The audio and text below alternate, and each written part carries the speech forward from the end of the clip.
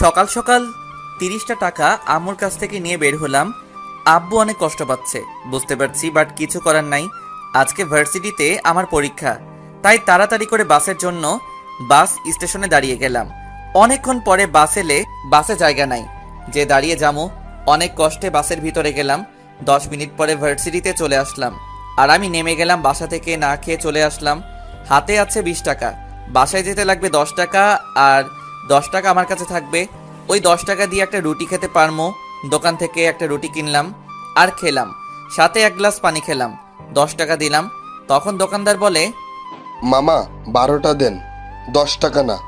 মামা রুটি 10টা না? মামা, রুটি 10 টাকা, সাথে 1 গ্লাস পানি, আর পানি হলো 2 টাকা। মামা 2 টাকা পরে দিয়ে দেই, আমার কাছে যে টাকাটা আছে সেই টাকা দিয়ে বাস ভাড়া দিয়ে বাসা যেতে হবে। ঠিক আছে মামা, পরে দিয়েন। আমি ভার্সিটির ভিতরে চলে গেলাম। সোজা আমি আমার সিট খুঁজতে লাগলাম। 1 মিনিট পরে আমি পেয়ে গেলাম। আমি বসে আছি সিটে। সবাই চলে আসলে, কিন্তু আমার সাথে যে লোকটা বসবে সে এখন আসে নাই। স্যারও চলে আসলে খাতা দিবে, তখনই একটা মেয়ে এসে হাজির। সবাই ওই মেয়ের দিকে হ্যাঁ করে তাকিয়ে আছে।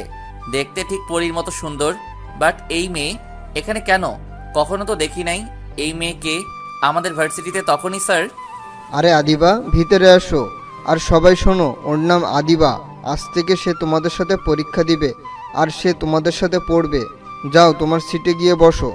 মেয়েটা এসে আমার সাথে বসলে, আমার সাথে বসতেই তার একটু সমস্যা হচ্ছে, তা আমি বুঝতে পারছি।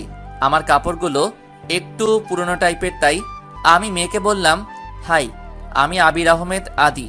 মেয়েটা ভাব নিয়ে কোনো কথা বলে না। তখন বুঝলাম মেয়েটা বড়লোকের দোলানি, তাই এত ভাব। স্যার খাতা দেওয়া শুরু করলে, সাথে প্রশ্ন। সবাই লিখতে শুরু করলে, আমি আমার মতো করে লিখছি। সবাই এক্সট্রা পেপার নিচে, আমি শুধু তাকিয়ে তাকিয়ে দেখছি আর ভাবছি কি এমন লেখছে তাদের এত এক্সট্রা পেপার লাগে। আমার তো আরো অনেক পৃষ্ঠা বাকি আছে। দেখতে দেখতে প্রায় সময় শেষের দিকে চলে এসেছে। তারপরে গিয়ে একটা এক্সট্রা পেপার নিলাম। একইভাবে ঠিক সময় লিখে পরীক্ষাটা দিলাম। সবাই বের হয়ে সব বন্ধুদের সঙ্গে কত কথা বলছে, বাট আমি বলতে পারছি না, কারণ আমার কোনো বন্ধু নাই। আমার পোশাক দেখে কেউ আমাকে বন্ধু বানাতে চায় না, আর আমিও কারো বন্ধু হতে চাই না। বাসায় আসার জন্য বাসে উঠলাম। 10 মিনিট পরে আমাকে বাসার কাছে নামিয়ে দিলে আমি বাসায় ঢুকি। তখন আমার কলিজার টুকরা বোন আমার কাছে এসে হাজির। ভাইয়া ভাইয়া, আমার চকলেট কই? সরি কলিজা, আনতে মনে নাই, কালকে আনবো কেমন? আমার কাছে টাকাও শেষ হয়ে গেছিল, যার কারণে চকলেট আনতে পারি নাই। আমি প্রতিদিন ভার্সিটি থেকে আসার সময় চকলেট নিয়ে আসি। আর হ্যাঁ, আমার ছোট বোনের নাম মারিয়া। আচ্ছা। ওই পাগলি, রাগ করিস কেন? বললাম তো সত্যি মনে নাই। তখন আম্মু বলে, আদি, ফ্রেশ হয়ে খেতে আয়। আমি ভাত বাড়ছি, মারিয়া এখানে আয়। আচ্ছা আম্মু বলে উপরে চলে গেলাম। গিয়ে ফ্রেশ হয়ে নিচে এসে দেখি আব্বু টেবিলে বসে আছে, তাই আমি আবার চলে গেলাম উপরে। আমি আর মারিয়া অনেকবার ডাকছে খাবার টেবিল আসার জন্য, বাট আমি চলে গেলাম আমার রুমে। কিছুক্ষণ পরে আম্মু আর মারিয়া খাবার নিয়ে আমার রুমে আসলে, তখন আম্মু বলে, আর কত কষ্ট দিবি তোর বুড়ো বাপটাকে? সে অনেক কষ্ট পাইছে। তো আমি কি করব সে কষ্ট পেলে? তুই কি করবি মানে? তোর বাপের সাথে আজ থেকে 4 বছর ধরে কথা বলিস না। একটু কথা বললে কি হয়? সে না হয় একটা ভুল করেছে, তাই বলে তুই আর তার একমাত্র ছেলে হয়ে তার সাথে কথা বলিস না, তার দেওয়া কোনো গাড়ি বা পোশাক নিচ্ছিস না, সবসময় পুরান পোশাক পরে ভার্সিটিতে যাস, তারও আবার লোকাল বস দিয়ে তোর বাপের অনেক কষ্ট পায়।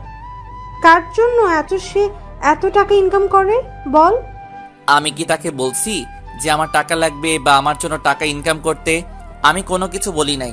আর আমি তো এই বাড়ি থেকে চলে যেতে চাইছিলাম, শুধু তোমার অনুরোধটা আমি ফেলতে পারি না। আম্মু কি সব বলে? আগের কথা, ভাইয়াকে আগে খাবার দাও তো। আম্মু আমাকে খাবার দিলে আমি চুপচাপ করে খাবার খেয়ে বাসা থেকে বের হলাম। মাঠে গেলাম খেলতে। অনেকদিন পরে খেলতে গেলাম। আমাকে মাঠে দেখে এলাকার ছোট ভাইরা অনেক খুশি হলে সবাই আমার কাছে আসলে, আর সবাই বলছে, ভাই এতদিন পরে আপনি মাঠে আসলেন। আমি বললাম তাহলে চলে যাই আমি।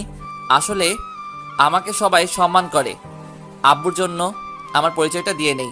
আমি আবির আহমেদ আদি গ্রুপের মালিক।